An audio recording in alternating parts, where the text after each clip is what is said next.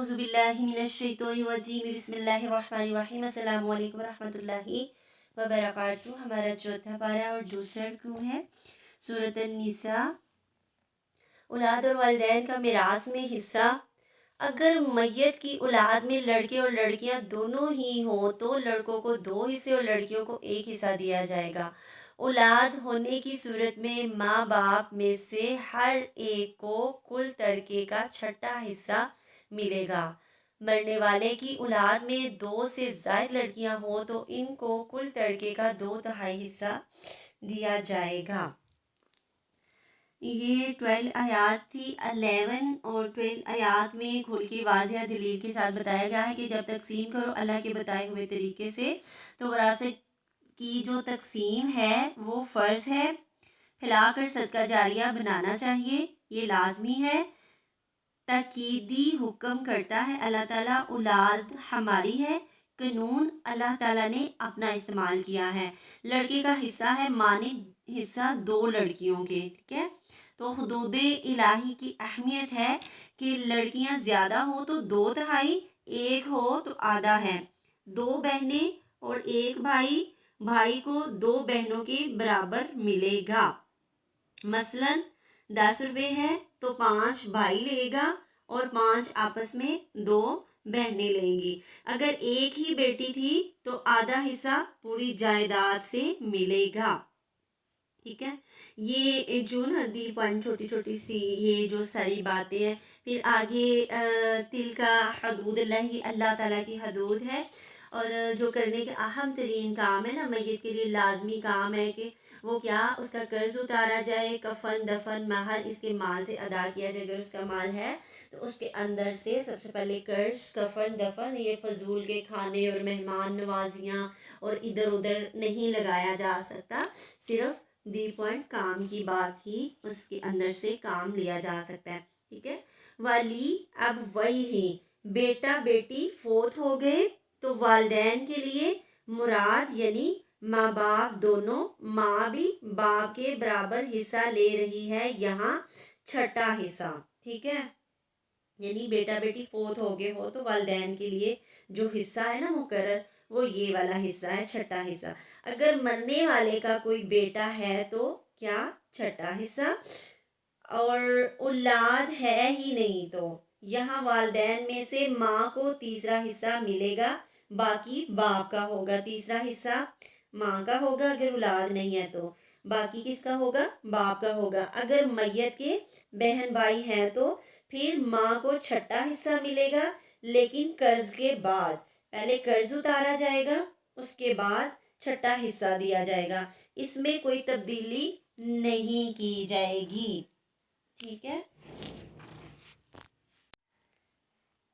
10 11 آیات میں بھی وہی یہ ساری چیزیں آتی جا رہی تھی۔ آگے اللہ تعالیٰ تمہاری اولاد کے بارے میں تاکید کرتا ہے، ٹھیک ہے۔ یہ جو حصے ابھی ہم نے بتائے ہیں نا، وراثت کی 3 بنیادیں ہیں، ٹھیک ہے، یہ سارا کچھ آپ کو بتایا۔ پھر نکاح، ایک دوسرے کے وارث میاں بیوی ہیں، اگر نکاح کے بعد طلاق ہو گئی، اگر رجعی ہے یعنی شوہر رجوع کر سکتا ہے، ابھی عدت نہیں گزری تو عورت وارث ہوگی، اگر عدت گزر چکی ہے تو طلاق بائن ہے تو اس کے بعد عورت وارث نہیں ہوگی، ٹھیک ہے۔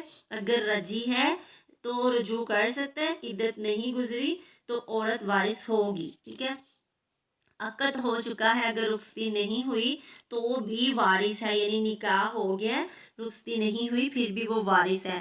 ولا یعنی غلام اگر فوت ہو جائے، اس کی وراثت اس کے رشتہ داروں کو نہیں جائے گی بلکہ اس کے مالک کو جائے گی۔ مالک وارث ہوگا کس کا، غلام کا، اگر وہ فوت ہو جائے۔ اور کس کو کتنا حصہ ملے گا، کس کی ضرورت کتنی ہے اس کی بنیاد ضرورت پہ ہوگی۔ مثلا ماں باپ کے مقابلے میں اولاد چھوٹی ہوتی ہے، اس کی ضرورت بھی زیادہ ہوتی ہے، اس کو زیادہ ملتا ہے۔ اس طرح مرد پر خرچ کی ذمہ داری زیادہ ہوتی ہے تو اسے حصہ بھی زیادہ ملتا ہے، کیونکہ شادی کرے گا مرد تو مہر بھی دینا ہوتا ہے، اس نے اولاد ہوگی تو اس کے اخراجات بھی اٹھانے ہوتے ہیں۔ تو عورت شادی کرے پھر بھی اسے مہر نہیں دینا پڑتا، کچھ خرچ نہیں کرنا پڑتا، الا مرضی سے وہ اپنی کرے تو وہ الگ چیز ہے۔ کیوں تقسیم کیا جائے، یہ سب سوال اٹھتا ہے نا، تاکہ دولت ایک جگہ جمع نہ رہے۔ دولت معاشرے کے اندر وہی کردار ادا کرتی ہے جو کردار جسم کے اندر خون کرتا ہے، گردش کرتا ہے۔ اگر خون ایک جگہ جمع ہو جائے تو ہلاکت ہو جاتی ہے۔ اسلام نے میراث کا حق ہمیں کیوں دیا، خود حصے کیوں بنائے، تقسیم کی حکمت کیا ہے؟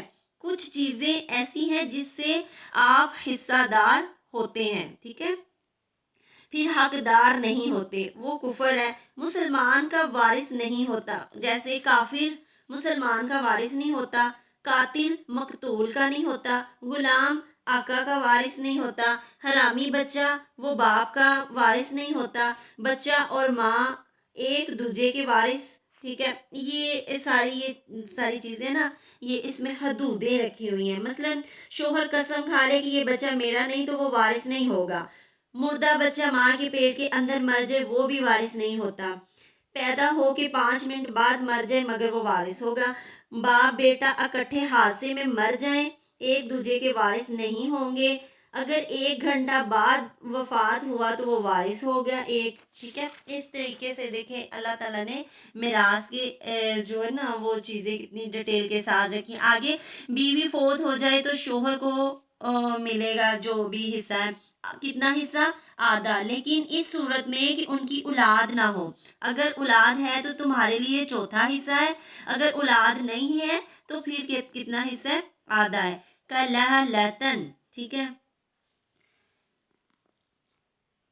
اس شخص کو کہتے ہیں جس کے نہ ماں باپ ہو نہ اولاد ہو، بس بہن بھائی وغیرہ ہو، یعنی حواشی، اس کے بہن بھائی کے لیے چھٹا حصہ ہے، اگر زیادہ ہو تو 1/3 ان کا ہوگا، باقی دوسری طرف ہوگا، ٹھیک ہے۔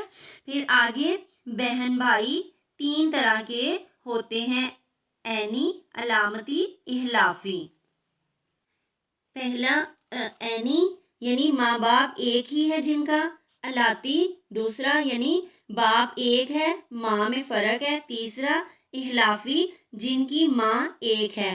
منہ بولے بیٹے بیٹیوں کا حصہ وراثت میں نہیں ہے، لے کر پال لیا گیا بچے کا حق حصہ وراثت میں نہیں ہے، وصیت کرنا فرض نہیں ہے، یہ اختیاری ہے، اپنی مرضی سے دینا چاہیں تو دے سکتے ہیں، ٹھیک ہے۔ یہ حدود ہے اللہ کی، جو اس کے لیے جو اس کو نبھائے گا وہ کامیاب ہو جائے گا، وہ جو نہیں نبھائے گا اس کے لیے دردناک عذاب ہے۔ استغفر اللہ۔ تو یہ چھوٹے چھوٹے سے جو پوائنٹ تھے ہم نے آیت کی روح سے آپ کے سامنے پیش کیے ہیں، آپ نے تھوڑا سا اور فوکس کرنا ہے اور گہرائی میں جا کر اس کو سمجھنے کی پوری کوشش کرنی ہے۔ اللہ تعالیٰ آپ کے میرے ایمان میں اضافہ فرمائے۔ السلام علیکم ورحمۃ اللہ وبرکاتہ۔